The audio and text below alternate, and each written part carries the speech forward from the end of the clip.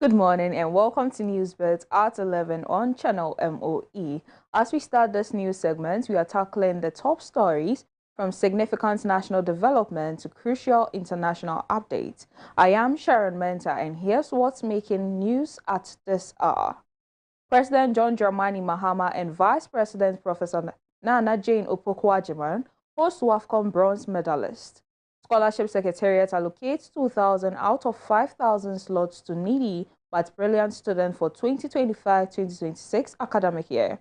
Pre-tax launches insurance, health fund, and engagement programs for teachers. A 7-year-old girl killed in stampede during school graduation in Berkum. And in sport, GFA and YEA forge stronger ties to boost youth empowerment through football. These and more right after this break. Stay with us.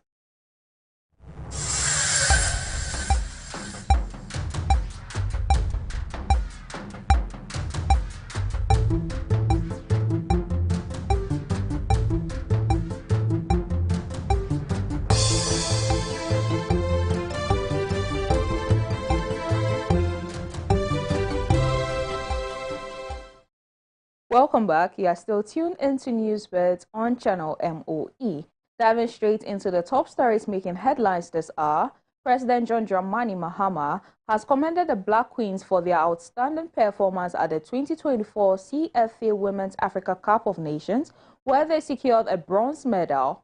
A visit to the Jubilee House, the Queens symbolically presented their medal to President Mahama and Vice President Professor Nana Jane Opoku-Agyeman in a gesture of national unity and pride. The team was accompanied by officials from the Ministry of Youth and Sport, Ghana Football Association President Ket Okraku, and the Sports Minister. The President warmly received the team, acknowledging their determination throughout the tournament, particularly their semi-final performance against host nation Morocco. He praised them for their courage and fighting spirit. The Black Queens' achievement marks a significant moment in Ghana women's football, rekindling hopes for future continental and global success. Now to education news. The Ghana Scholarship Secretariat has launched the 2025 Local Tertiary Scholarships Program, expected to benefit 5,000 students in the 2025-2026 academic year. At the official launch in Accra, the registrar, Mr. Alex Kweku Asafo-Ejei, described the program as a key part of President John Dramani Mahama's broader vision to expand access to higher education and invest in Ghana's next generation of leaders. Out of the total award, 2,000 scholarships have been earmarked for brilliant but needy students across public tertiary institutions nationwide. The initiative is seen as a strategic move to support academic excellence while reducing financial barriers for students across the country. The West African Examinations Council, WAEC, says some teachers are engaging in exams malpractice due to dissatisfaction with invigilation fees paid by the council.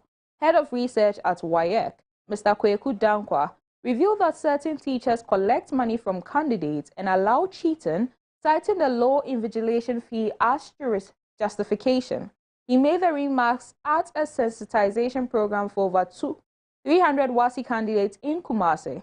Mr. Danko questioned that financial concerns should never excuse misconduct, warning that such actions undermine the credibility of the education system and threaten the country's future development. The Energy Commission of Ghana is set to host the zonal stage of the 6th edition of the Senior High School's Renewable Energy Challenge.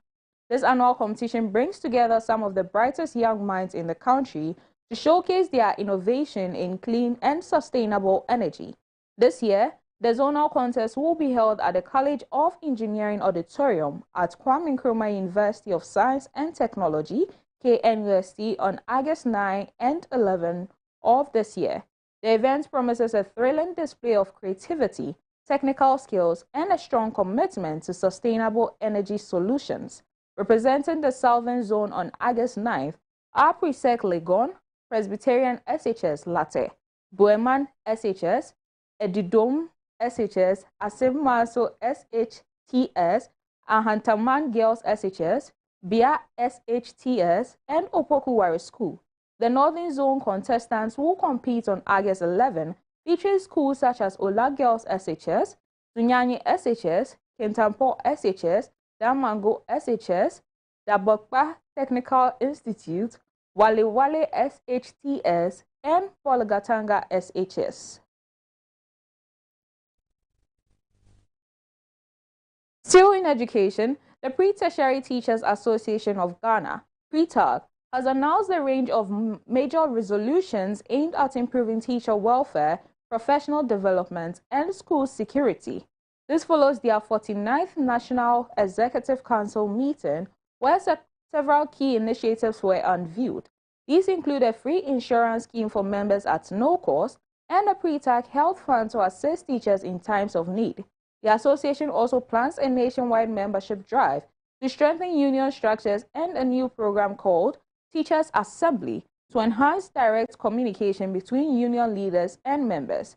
Pre-tax leadership reaffirmed their commitment to advocating for better working conditions, urging swift action on delayed promotion, payment of arrests, improved teaching resources, and the rollout of deprived area allowances. They emphasized the need for full implementation of the collective agreement to ensure fairness and dignity for teachers across the country. In other developments in education, the Ghana Communication Technology University, GCTU, has commissioned a modern computer laboratory aimed at enhancing hands-on training for students. The new lab focuses on practical training in mobile computing and mobile application development, supporting the university's mission to equip students with job-ready digital skills. Vice-Chancellor Professor Emmanuel Ohene Afuakwa highlighted the institution's commitment to producing graduates who are well prepared for the industry through a combination of practical and theoretical education.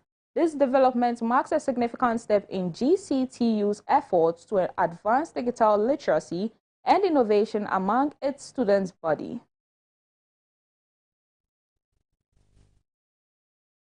In the tragic news from the Bono region, where a joyous occasion turned into heartbreak, a 7-year-old pupil, Jenisi Afenya Amponsa Chirma, tragically lost her life during a stampede at a graduation ceremony at Golden Child Academy in Brekum, Bono region. The child's mother, Madam Beatrice Afena, spoke with Adum News, expressing deep anger and sorrow over how the school handled the incident. She revealed that she was only informed of the tragedy by a phone call from her sister and rushed to the Holy Family Catholic Hospital, where she found her daughter had passed away.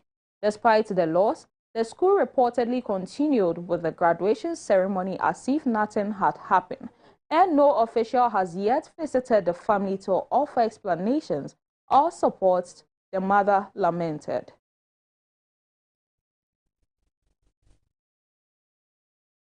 On the international front, at least 22 people, including a police officer, have been killed and more than 200 others injured in violent protests across Angola. The unrest began on Monday in response to a sharp rise in fuel prices. What started as a strike by taxi drivers quickly escalated into one of the most widespread and disruptive waves of protest the country has seen in recent years. Over 1,200 people have been arrested, according to the police. In the capital, Luanda, emergency rooms are overwhelmed and many public hospitals are struggling to cope. Businesses, including major supermarkets, remain closed and streets are largely deserted as residents stay indoors amid ongoing tensions. Authorities are urging calm, but with frustration growing, the situation remains volatile. Now shifting our focus to the world of sport, President of the Ghana Football Association, Ket Okraku, has led a delegation to the Youth Employment Agency to explore new partnerships for youth development. The meeting, held at the YEA office on Tuesday, brought together GFA Executive Council members and YEA CEO Malik Basintali to discuss areas of mutual interest. Key topics include financial support for football clubs, with a strong emphasis on promoting women's football and using the sport as a tool to drive youth empowerment and employment opportunities. Both institutions reflected on previous collaborations and expressed a strong commitment to strengthening ties for the benefit of young people across the country.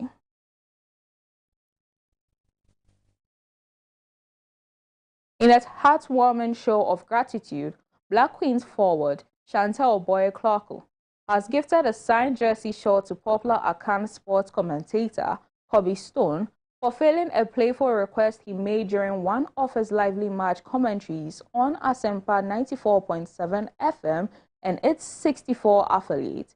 The emotional presentation took place at the Alisa Hotel, where the Ghana women's national team is currently lodged.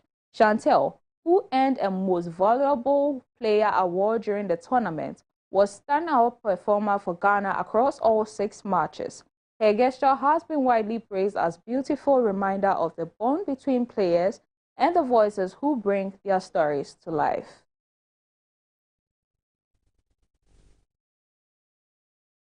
From the big screen to the music chart, here's what's trending in entertainment.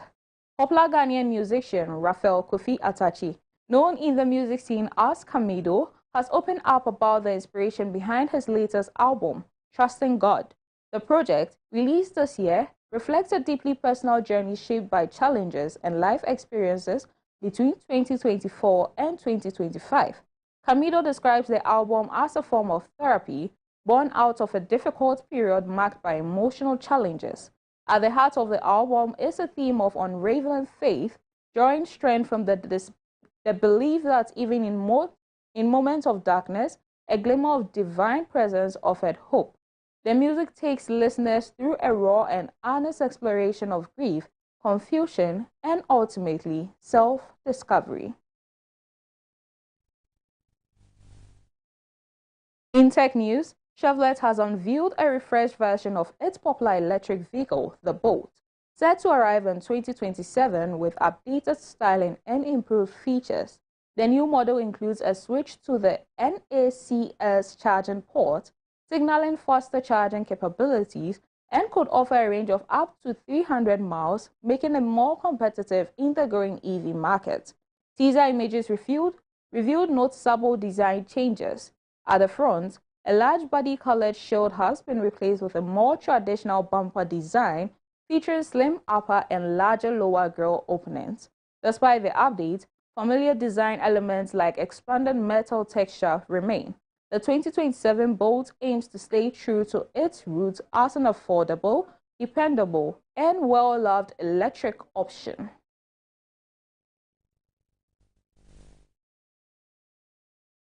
You've been watching Newsbits right here on channel MOE, informing today, transforming tomorrow. That concludes our news segment for now. My name is Sharon Menza. Have a good day.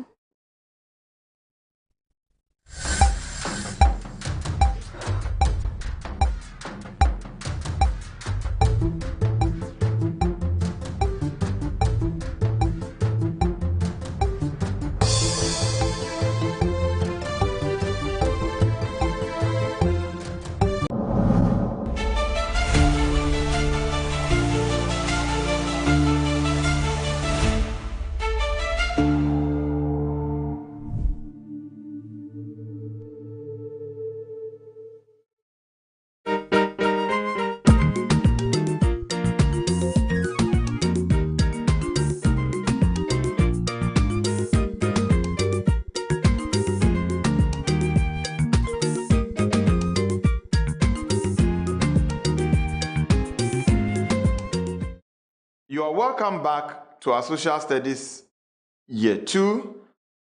Today, we're looking at Lesson 17.